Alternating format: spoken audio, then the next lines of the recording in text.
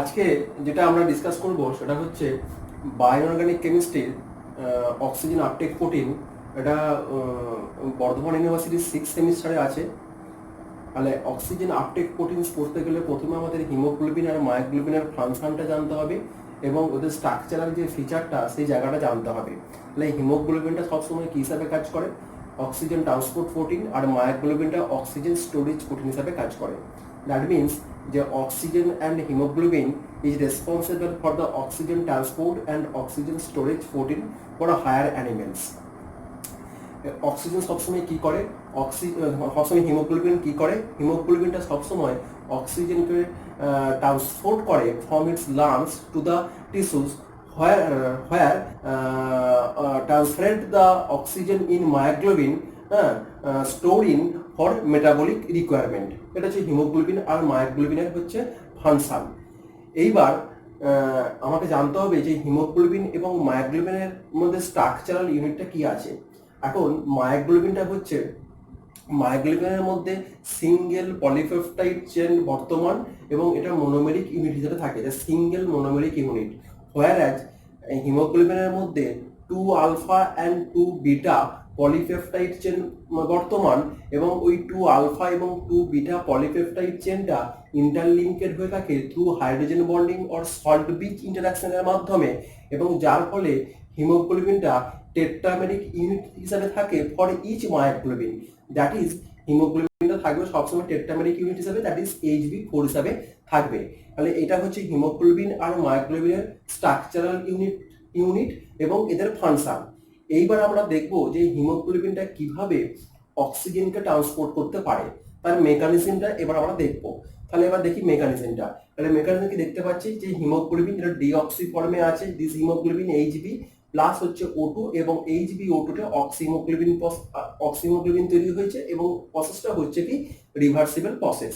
এইবার প্রথমে জানতে হবে আমাকে যে অ্যাকচুয়ালি আয়রন 2 মানে হিমোগ্লোবিনের যে হেমি ইউনিট, হিমোগ্লোবিন হেমি ইউনিটের মধ্যে অ্যাকচুয়ালি কি আছে। তাহলে হিমোগ্লোবিন যে হেমি ইউনিটের মধ্যে কি থাকে? Iron 2 porphyrin. This is the iron 2 porphyrin. এবার পরফাইরিনের মধ্যে যে 4টে নাইট্রোজেন অ্যাটম করেছি, এটা কাদের নাইট্রোজেন? এই নাইট্রোজেন হচ্ছে পিরোলের নাইট্রোজেন।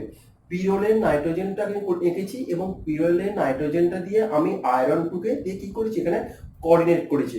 তাহলে iron 2 porphyrin is referred to as a hemigroup of the phosphatic group of hemoglobin and myoglobin, in which iron 2 is coordinated by the 4 nitrogen atoms of the pyrroline in porphyrin unit। ওকে, এবং আমরা deoxy হিমোগ্লোবিনের মধ্যে কি দেখতে পাচ্ছি? Deoxy হিমোগ্লোবিনের মধ্যে দেখতে পাচ্ছি যে আয়রন 2টা কি হয়েছে, পরফাইরিন যে কেভিটি, পরফাইরিন কেভিটি থেকে 70 পিকোমিটার উপরের দিকে উঠে আসে। 70 picometre is lie above the plane towards the proximal histidine. এইবার কি বলছি যে এই যে পরফাইরিন যে প্লেনটা আছে তার কি দেখছি যে 4টে নাইট্রোজেন দিয়ে আয়রন 2টা ব্লকড হয়েছে এবং এর কি হয়েছে 70 picometre lie above the plane, এবং এর ফিফথ পজিশনটা কি আছে? ফিফথ পজিশনটা is surrounded by the proximal histidine দ্বারা কি imidazole residue of the nitrogen atom of proximal histidine. মানে fifth position is blocked by imidazole nitrogen of the histidine residue. সেই হিস্টিডিনটা কিরকম, এটা আমরা প্রক্সিমাল হিস্টিডিন বলছি। এবং আয়রন 2টা কি হয়েছে, ডিঅক্সি হিমোগ্লোবিনের পরফাইরিন প্লেন থেকে 70 পিকোমিটার উপরের দিকে উঠে আছে টুয়ার্ডস দ্য প্রক্সিমাল হিস্টিডিন। ঠিক আছে, এবং এখানে ডিঅক্সি হিমোগ্লোবিনের যে আয়রন 2টা আছে এটা হচ্ছে কি হাই স্পিন স্টেটে আছে না, হাই স্পিন স্টেটে ইলেকট্রনিক কনফিগারেশনে কত আছে? T2G4 Eg2।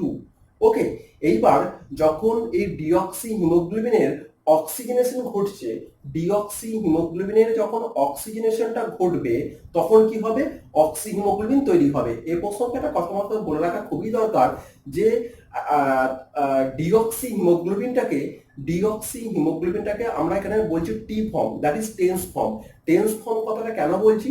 কারণ ডিঅক্সি হিমোগ্লোবিনের মধ্যে কি আছে কি 2 আলফা এবং 2 বিটা পলিপেপটাইড চেন আছে যেটা ইন্টারলিঙ্কেড হয়ে আছে থ্রু হাইড্রোজেন বন্ডিং ইন্টারাকশনের মাধ্যমে, যার ফলে ডিঅক্সি হিমোগ্লোবিনটা কি ফর্মে আছে, কয়েলড ফর্মে আছে।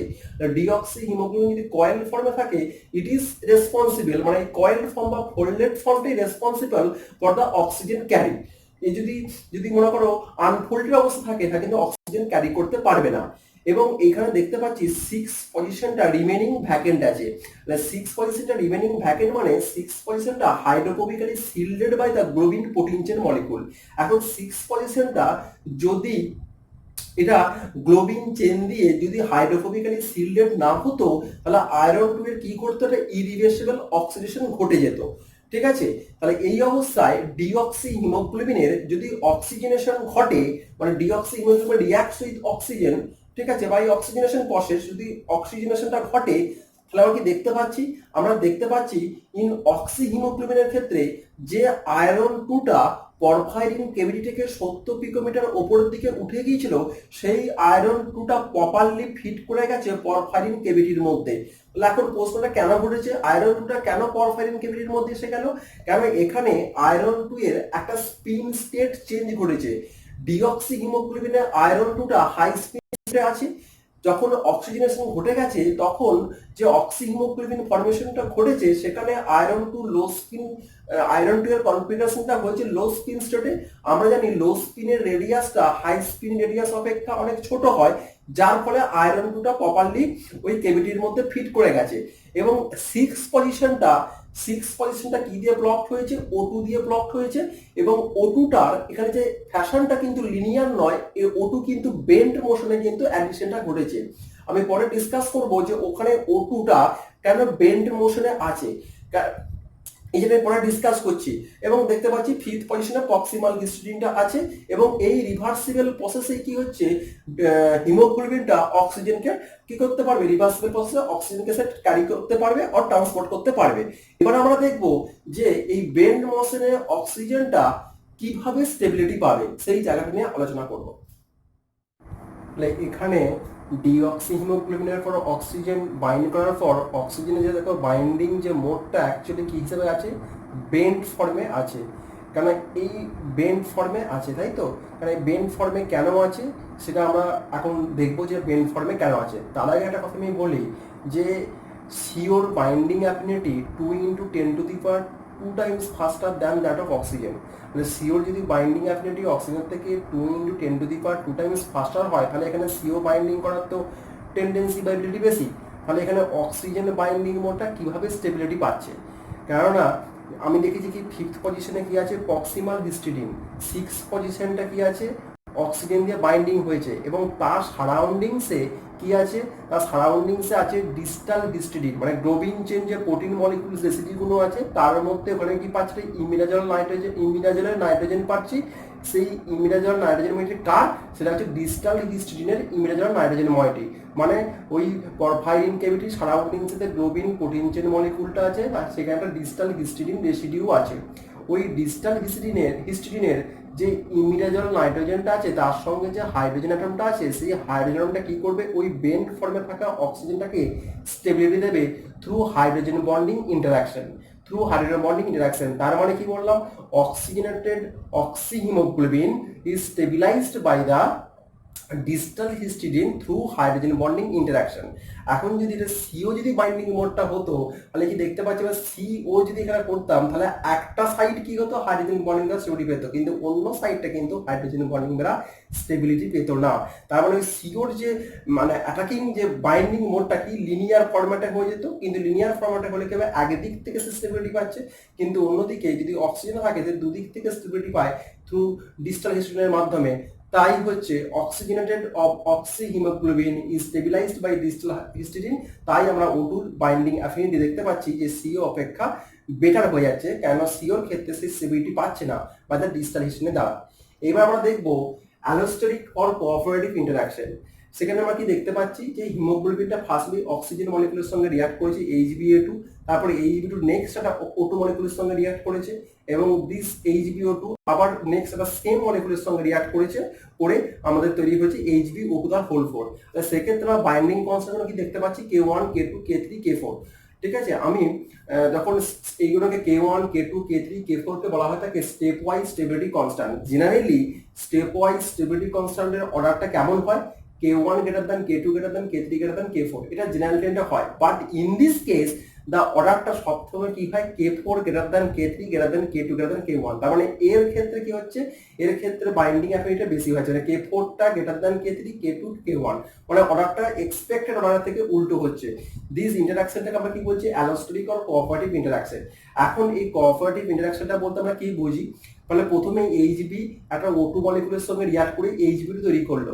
এখন দিস HbO2 মলিকুল তখন ইনফ্লুয়েন্স করবে নেক্সট যে O2 মলিকুলটা আসছে সেই O2 মলিকুলকে বাইন্ডিং করার জন্য ইনফ্লুয়েন্স করবে, মানে প্রভাব বলতে করবে যে এই O2 মলিকুলটা আরো বেটার যেন বাইন্ডিং করতে পারে HbO2 এর সঙ্গে এবং two form HbO2।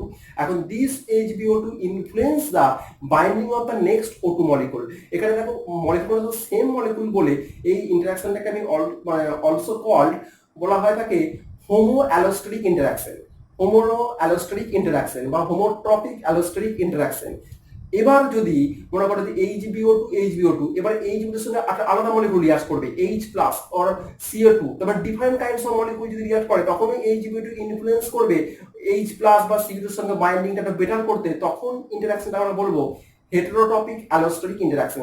Same kind of মলিকুলগুলো পরপর রিঅ্যাক্ট করছে বলে এটাকে আমরা বলছি হোমোট্রপিক অ্যালোস্টেরিক ইন্টারাকশন। যদি ডিফারেন্ট কাইন্ড অফ মলিকুলস গুলো রিঅ্যাক্ট করে একটার পর একটা, তখন এই মলিকুলটা তখন কি হবে যে এই HbO2 মলিকুল তখন ইনফ্লুয়েন্স করবে নেক্সট মলিকুলটাকে আরো বেটার বাইন্ডিং করাতে, তখন তাকে আমরা কি বলবো, হেটারোটপিক অ্যালোস্টেরিক ইন্টারাকশন।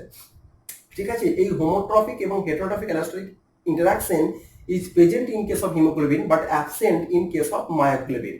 এইবার আমরা দেখবো খুব ইম্পর্টেন্ট একটা জায়গা, সেটা হচ্ছে বোর এফেক্ট। এই অ্যালোস্টেরিক ইন্টারাকশনের উপর ডিপেন্ড করে আছে বোর এফেক্ট।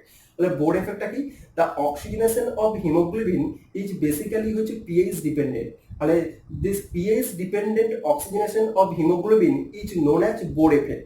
তাহলে আমরা এখানে কি দেখতে পাচ্ছি, HB এখানে দেখো H+ এবং CO2 কি এখানে ঘটেছে, হেটেরো অ্যালোস্ট্রপিক ইন্টারাকশন ঘটেছে। কেন, দেখো যদি HbO2 এর সঙ্গে একটা O2 মলিকুল রিঅ্যাক্ট করতো তখন এটি হতো হোমোট্রপিক অ্যালোস্ট্রিক ইন্টারাকশন, কিন্তু এই HbO2 এর সঙ্গে H+ এবং CO2 কি করেছে, হেটেরো অ্যালোস্ট্রিক ইন্টারাকশন।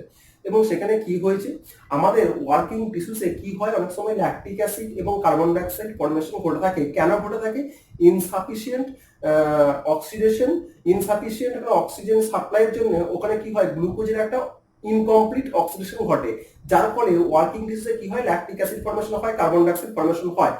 এবার কি হয় অ্যাট দা এবং কি হয় অ্যাট দা লো পিএইচ এ, আর লো পিএইচ মানে কি হচ্ছে, লো পিএইচ মানে হাইড্রোজেনের কনসেন্ট্রেশনটা খুব বেশি এবং ওয়ার্কিং টিস্যুসে কি হচ্ছে, কার্বন ডাইঅক্সাইডের পরিমাণটা খুব বেড়ে গেছে।